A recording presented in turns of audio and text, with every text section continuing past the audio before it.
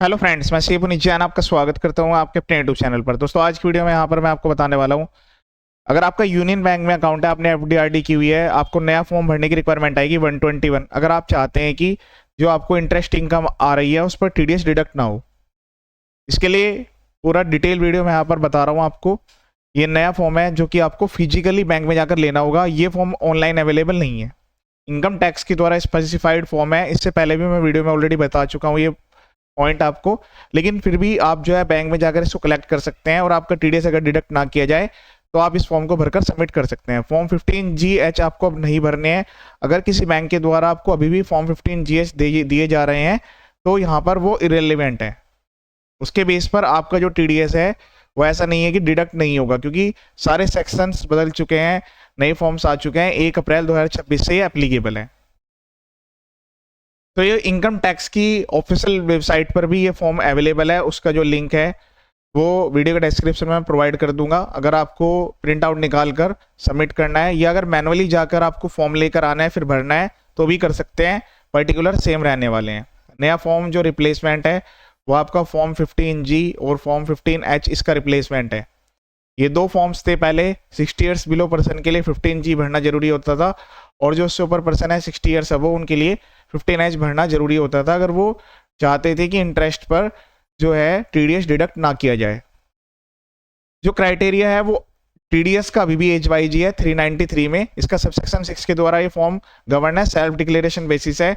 गलत इन्फॉर्मेशन आपको नहीं देनी है। जो पर्सन इनएलिजिबल है वो मत भरे। अगर आपने भर दिया तो पेनल्टी प्रोसिक्यूशन के प्रोविजंस भी है। एज वाइज क्राइटेरिया अभी भी एज इट इज है। अगर आपकी 60 ईयर्स बिलो है और आप 50,000 तक का इंटरेस्ट अर्न करते हैं पूरे साल में तो टीडीएस डिडक्ट नहीं होगा। इससे ऊपर अर्न कर रहे हैं तो 10% का टीडीएस लगेगा। अगर आपकी 60 ईयर्स या अबोव है तो उस केस में 1 लाख रुपए की लिमिट रखी गई है। जब आप वो क्रॉस कर देंगे तो टीडीएस डिडक्ट होगा। 1 लाख तक कोई टीडीएस डिडक्ट नहीं होगा। तो जो क्राइटेरिया है वो एज वाइज अभी भी रखा गया है। सबसे पहले आप यहाँ इस प्लेस पर कस्टमर आईडी मेंशन करें, जिससे कि बैंकर आपको ट्रैक कर पाए। कस्टमर आईडी या सेविंग बैंक अकाउंट नंबर भी आप मेंशन कर सकते हैं। उससे के बेस पर भी वो चेक कर लेंगे कि आपकी जो है इस कस्टमर आईडी से कितनी आरडी एफडी लिंक्ड है, तो वो मेंशन कर दीजिएगा। देन उसके बाद ये फॉर्म भरेंगे। फॉर्म में केवल आपको पार्ट ए भरना है, पार्ट बी में कुछ नहीं भरना। सबसे पहले अपना नेम लिखना है, खुद का नेम एज पर पैन लिखना है, first name middle name last name. Then उसके बाद एड्रेस मेंशन करना है और नंबर 3 में पैन नंबर लिख देना है। अगर ये केवाईसी डाटा मिसमैच है तो पहले केवाईसी अपडेट कर लीजिएगा। स्टेटस में इंडिविजुअल लिखना है। तो अदर एंटिटी है तो वो यहाँ पर लिखेंगे एचयूएफ फर्म कंपनी जो भी है। रेजिडेंशियल स्टेटस 3 टाइप से हो सकता है, resident, non resident, resident but not ordinary resident. तो आप किस में कवर है अपने अकॉर्डिंग लिखेंगे। अगर आप रेजिडेंट इंडियन है तो फिर रेजिडेंट लिख देंगे। पॉइंट नंबर 5 में आपसे पूछा जा रहा है कि क्या आपकी एज जो है 60 ईयर्स अबोव, 60 ईयर्स से उससे ज़्यादा है और आप एक रेजिडेंट इंडिविजुअल है। दो कंडीशन एक साथ अगर आप फुलफिल कर रहे हैं तो यस करेंगे। उसके बाद आपको हायर लिमिट मिलेगी इस फॉर्म को भरने के लिए। न्यू टैक्स रिजीम में जो है 12 लाख तक की और ओल्ड टैक्स रिजीम में 5 लाख रुपीज़ तक की लिमिट मिलेगी।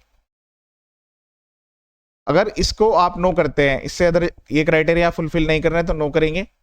फिर न्यू टैक्स रिजीम में आपको 4 लाख रुपीज़ की लिमिट मिलेगी और ओल्ड टैक्स रिजीम में 2.5 लाख रुपीज़ की आपको लिमिट मिलने वाली है। देन उसके बाद ईमेल आईडी लिख देंगे। कंट्री कोड इंडिया के लिए 91, मोबाइल नंबर लिखेंगे। टैक्स ईयर में आएगा 26-27। एंड पॉइंट नंबर 9 में आपको लिखना है इंटरेस्ट। इस इंटरेस्ट से कितना एस्टिमेट आपको इनकम अर्न हो रहा है, या आप बैंक से कंफर्म कर सकते हैं कि इस कस्टमर आईडी पे कितना टोटल ईयर का आपका एस्टिमेटेड इंटरेस्ट आ रहा है, वो लिख सकते हैं आप यहाँ पर। अगर आपका ये फर्स्ट फॉर्म है तो आपसे पूछा जा रहा है कि क्या इससे पहले भी आपने फॉर्म फाइल किया। अगर फर्स्ट फॉर्म है तो नो सेलेक्ट कर देंगे। देन उसके बाद आपको कुछ नहीं लिखना है। पॉइंट नंबर 11 है 11B में अगर आप ये सेलेक्ट करते हैं, जैसे एक फॉर्म भर दिया उसके बाद भी फॉर्म भरने जा रहे हैं, तो आपसे पूछा जाएगा कितने नंबर ऑफ फॉर्म भरे हैं, 1 2 3 4, कितने आपने फॉर्म भरे हुए हैं, उन सब में आपने कितनी इनकम को दिखाया है, वो डिटेल्स आपको देनी है इस प्लेस पर। देन उसके बाद कॉलम नंबर 12 में आपको 10 और 11B का टोटल देना होगा कि आपकी जो एग्रीगेट इनकम है वो कितनी है।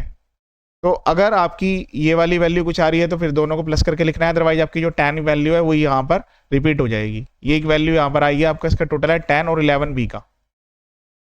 देन उसके बाद इस वैल्यू को जोड़ते हुए इस प्लेस पर आपको अपनी टोटल इनकम बतानी है, उस साल की कितनी इनकम आप अर्न कर रहे हैं। देन उसके बाद पॉइंट नंबर 14 में आपसे पूछा जाएगा कि आपने पिछले 2 सालों की ITR भरी है, अगर फाइल की है तो उसकी डिटेल दीजिए, अदरवाइज आप नोट एप्लीकेबल लिख सकते हैं। टैक्स ईयर भी आपका जो है 23-24 है, दूसरा टैक्स ईयर है 24-25, क्योंकि 25-26 की तो अभी ITR नहीं आई है। अगर ये आप फाइल कर देते हैं फिर आपको ये डिटेल्स देनी होगी। इसके लिए डिटेल वीडियो ऑलरेडी मैं अपलोड कर चुका हूँ। एक्नोलेजमेंट नंबर देखकर लिखना है और उसमें कितनी इनकम आपने भरी थी वो इनकम यहाँ पर लिख देनी है। देन उसके बाद इस प्लेस पर नेम लिखना है एज पर पैन नंबर लिख देंगे। ये सारे पॉइंट्स आपको रीड करने हैं, चेक करने हैं एक बार। उसके बाद इस वाले प्लेस पर भी 26-27